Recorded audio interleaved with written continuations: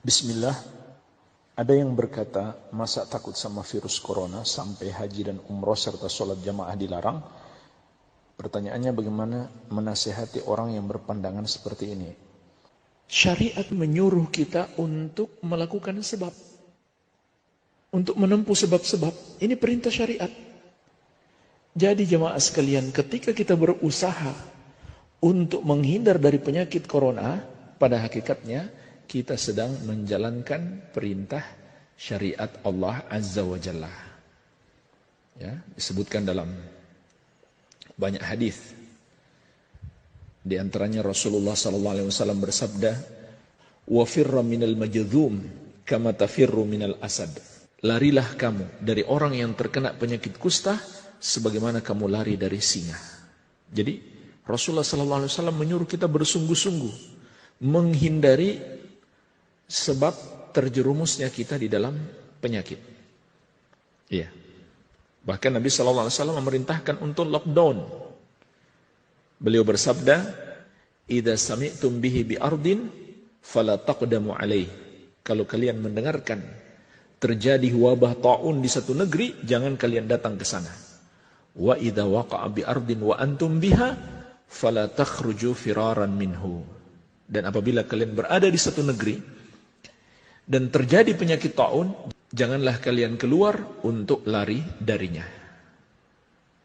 Jadi diperintahkan oleh Rasulullah SAW untuk tidak mendatangi negeri yang atau daerah yang tersebar wabah padanya. Dan sebaliknya kita tidak keluar darinya agar kita tidak menularkan kepada orang yang berada di luar daerah kita. Dan masih banyak lagi jemaah sekalian hadis-hadis yang lain. Ini menunjukkan kepada kita Rasulullah SAW menyuruh kita menempuh sebab-sebab agar terhindar dari penyakit. Nah, fakta sudah berbicara. Ketika kita berkumpul-kumpul atau berdekatan dengan orang yang memiliki virus corona, kita akan tertular.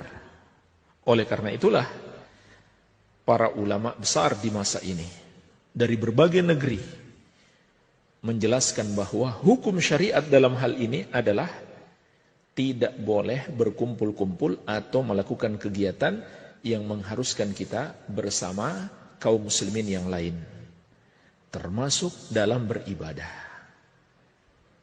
Jadi ini perintah syariat.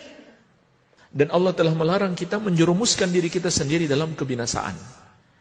Wala taqtulu anfusakum, jangan kalian membunuh dirimu sendiri. Wala tulqu biaidikum ila tahlukah, jangan kalian menjerumuskan diri kalian dalam kebinasaan. Begitu pula kita dilarang membahayakan orang lain. Apalagi jemaah sekalian, penyakit corona ini kita mungkin nggak tahu kita sudah tertular karena daya tahan tubuh kita kuat sehingga tidak memberikan pengaruh. Tetapi kita bisa saja menularkan kepada orang lain. Kalau kita ke masjid, kalau kita pergi umroh, berjumpa dengan kaum muslimin, maka kita tanpa sengaja bisa saja menularkan kepada mereka. Padahal Nabi SAW telah melarang, la darar wa la dirar. Tidak boleh menimpakan bahaya dan tidak boleh membalas saling menimpakan bahaya. Jadi dilarang oleh Rasulullah SAW. Iya. Jadi syariat yang menyuruh kita untuk tinggal di rumah dan melarang kita pergi ke masjid atau pergi umroh atau dengan kata lain berkumpul bersama kaum muslimin sehingga membahayakan diri kita atau membahayakan mereka. Maka syariat yang menyuruh kita untuk melakukannya. Iya.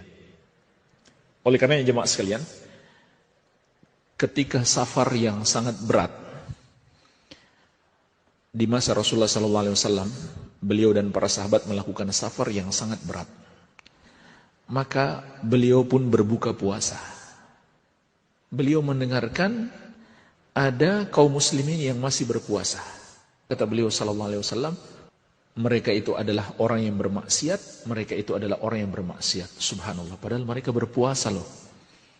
Tapi ketika membahayakan diri, kata Nabi SAW, mereka disebut bermaksiat. Jadi kita bisa petik pelajaran.